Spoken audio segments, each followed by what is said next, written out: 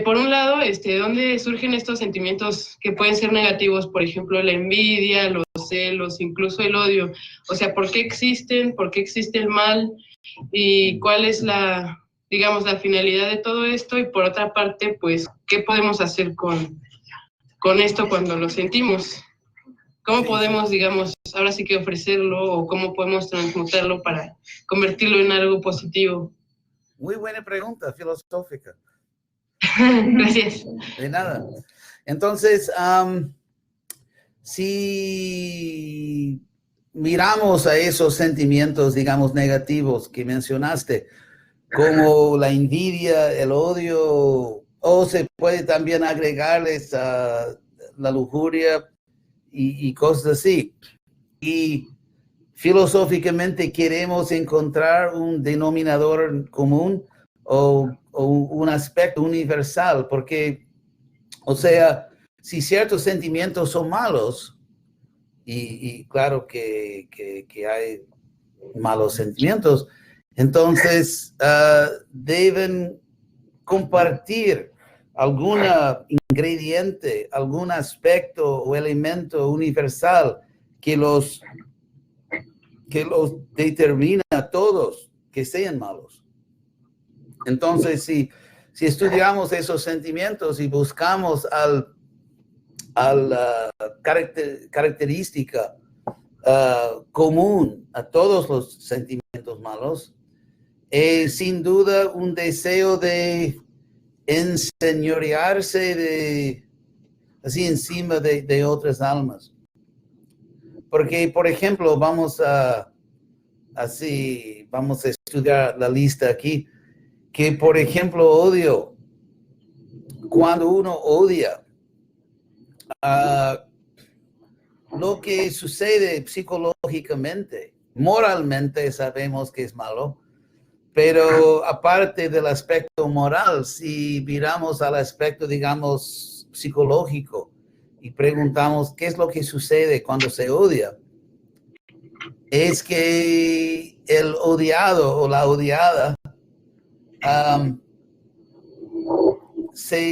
la mente de quien odia, en la mente de quien odia, el odiado, la odiada, es completamente subyugado al odiador, digamos, en el sentido que, por ejemplo, si yo odio a tal persona, en el momento de odiar, me siento más o menos casi infinitamente o completamente superior a esa persona. Que esa persona es un villano y yo soy un víctima. Que víctima hoy en día es la posición más prestigiosa, ¿verdad? Porque por lo menos los Estados Unidos, que con esa competencia de ser políticamente correcto, se llaman las Olimpiadas de víctimas, pero entonces en el momento de sentirse víctima y odiar al opresor, uno se ve en un sentido a sí mismo como absolutamente superior. Porque digamos, el opresor, la persona odiada, la persona que me hizo mal, no es nada, y yo siendo víctima o odiando así, yo soy más o menos moralmente perfecto dentro de ese sentimiento de odio. Mismo, por ejemplo, para dar un ejemplo infelizmente común, cuando hay una competencia de deportes. Y una competencia, y a veces yo recuerdo que cuando yo estaba en el colegio, poquísimos años atrás, cuando yo era adolescente, y yo recuerdo que hubo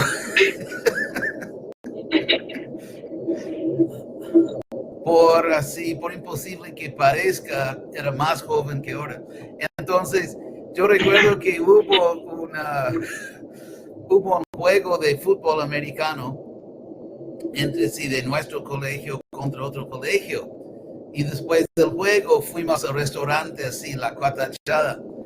Y yo recuerdo que había una mesa con estudiantes de la otra escuela y así no querían dejarnos pasar y toda esa cosa, ¿verdad? De bastante inmadura, pero, o sea que, porque para explicar más claramente lo que quiero decir, imaginemos el opuesto. El opuesto es muy sencillo cuando vemos la unidad de todos los seres.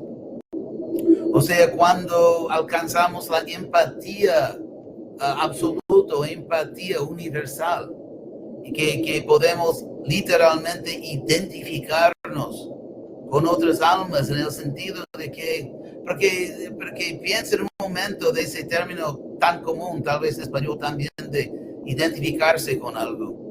Se dice en español, me identifico con eso, que se ha vuelto una forma muy común de hablarnos las últimas décadas o medio siglo. Y es interesante porque literalmente identificarse con algo significa que incorporar algo como parte de tu identidad. Así como, por ejemplo, normalmente las personas están apegadas a sus familias, sus parientes. Y identificarse con la familia significa que no me puedo imaginar, no me puedo ver, no tengo una identidad que excluye en forma absoluta a esas personas. O sea, mi autocomprensión, mi comprensión de quién yo soy, incluye a esas personas. O, por ejemplo, si uno es de la raza, si uno es mexicanazo, entonces su autocomprensión incluye una realidad geopolítica, histórica, cultural que es México. Entonces, identificarse con algo significa que es esa otra cosa que puede ser una sociedad, una comunidad, una familia, un deporte, puede ser muchas cosas, que yo me entiendo a mí mismo con alguna relación necesaria con eso. Y así, en última instancia, en todo el universo solamente existe una familia, porque en Bhagavad Gita 3 veces o 2 veces Krishna dice que soy el padre del universo. Y también en San Diego tenemos un juego, los padres, ¿verdad? San Diego es un equipo de béisbol, pero eso es otra filosofía. Entonces, y también Arjuna le dice a Krishna que eres el padre del Pitasi Lokasya Characharasya, eres el padre del universo.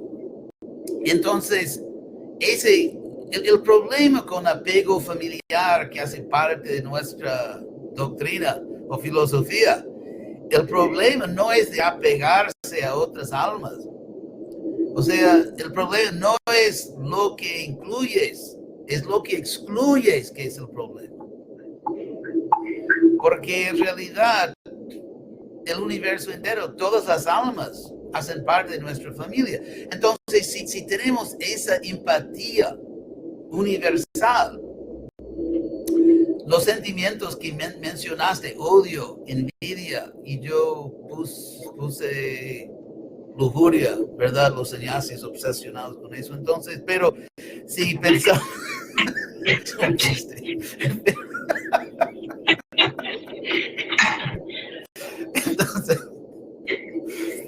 Entonces, si pensamos en esos sentimientos, son sentimientos que radicalmente excluyen a mucha gente. Entonces, el acto, por ejemplo, si tú dices a tus padres que mis 2 hermanos los odio, es un desastre para la familia. Si no es así sentimiento de un joven, ¿verdad? Que yo recuerdo que yo tenía 3 hermanos cuando yo crecía, todo tipo alfa. Entonces, sabe que los jóvenes, te odio, te voy a romper los dientes, esas cosas, ¿verdad? De niños. Yo no sé cuántas millares de veces oí y dije, te voy a romper el diente, y creo que no hubo ningún caso odontológico así, ningún caso de romper dientes, pero se habla así. Pero cuando uno ya no es un niño y si uno dice seriamente, que odio a mis hermanos, es para la familia, es un problema serio, ¿verdad? Es un problema muy serio. Si lo dices y lo quieres decir con edad suficiente para quererlo decir. Entonces, así mismo, cuando se odia, necesariamente se está odiando a un miembro de tu familia. Porque todos somos igualmente almas, todos, porque Veda, esa filosofía de uno y diferente, también entre almas. O sea, nuestra, se puede decir, potencialidad, nuestra capacidad de sentir empatía profunda. Se puede preguntar por qué es posible eso, porque podemos imaginar un planeta en el cual hay muchas personas más o menos como seres humanos, pero carecen de la capacidad de empatía. Y si tú hablas de empatía, de identificarse con otra persona, ni te entienden. Entonces, nosotros como almas, espiritualmente todos somos iguales. En el mundo material, alguien tal vez tiene un grado, digamos, académico superior, otro tiene más dinero, menos dinero, uno es mejor atleta, otro es mejor artista que otro, así mismo. O sea, en este mundo lo que en un sentido llama la atención en el plano superficial, digamos, es la jerarquía de todo. Jerarquías educacionales, atléticos, artísticos, económicos, sociales, políticos, militares. El mundo está lleno de jerarquías. Pero es nuestro, ¿cómo se dice? Yo superior, o mejor, la mejor parte de nosotros que puede sentir empatía.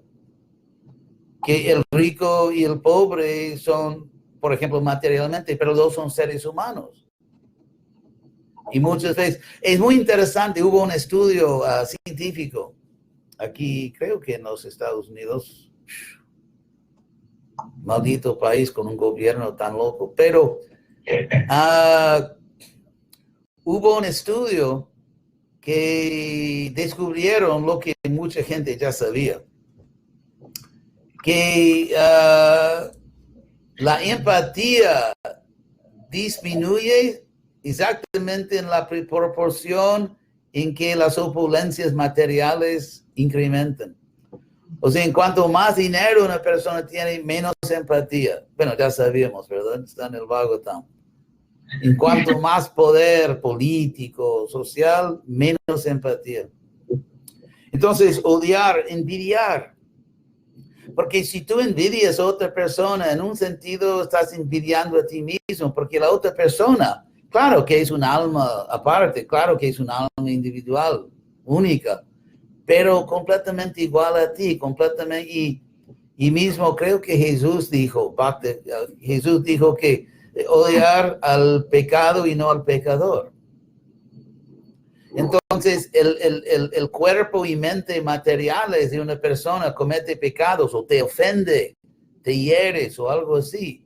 No el alma, porque el alma no lo haría. Entonces, cuando odiamos a otra persona, tal vez porque hay personas que son demasiado fáciles de odiar. O sea que la cosa más fácil odiarlos porque son insoportables. Pero, sin embargo, si recordamos que cada persona es un alma, entonces también la lujuria, como los estudios psicológicos muestran, que ese placer diabólico de sexo ilícito, por ejemplo,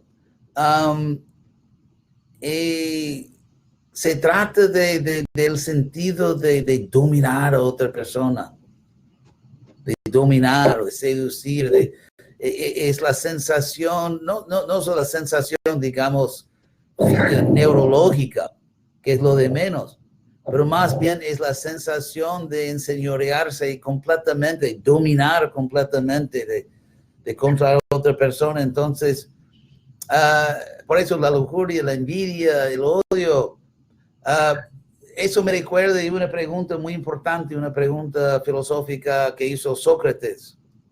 ¿Sabes? Ya expliqué en otras oportunidades. Istita, tú la conoces, ¿verdad? Puede ser.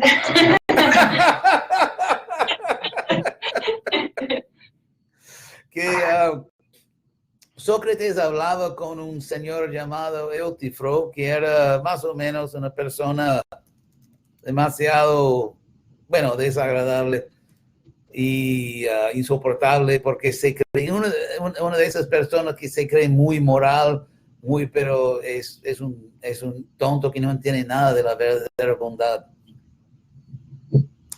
Entonces Sócrates le puso la pregunta, que será, porque ese señor definía a la bondad, a la virtud, como de complacer a los dioses, pero de una forma sin pensar. Entonces Sócrates le preguntó si ciertas acciones son buenas porque los dioses las quieren o las adoran, o será que los dioses adoran a dichas acciones porque son buenas. ¿O que será que, por ejemplo, los mandamientos existen porque ciertas actividades son objetivamente buenas, virtuosas? ¿O será que nada más los caprichos de dioses caprichosos determinen el bien y el mal? Y obviamente la respuesta correcta es que no, que Krishna, por ejemplo, Krishna nos pide que hagamos ciertas cosas porque esas acciones son intrínsecamente buenas. Entonces, asimismo, otras actividades son malas, no porque alguna deidad o autoridad te dice, no, pero intrínsecamente, o sea, de por sí las acciones son malas, objetivamente, mismo si no existiera un Dios, las actividades serían malas. Mismo si no existiera un castigador cósmico, las actividades de por sí son malas. Entonces, sí, así se entiende esas cosas. No, bueno, como tú preguntaste sobre la envidia y el odio. ¿Entendiste? Sí, muchas gracias.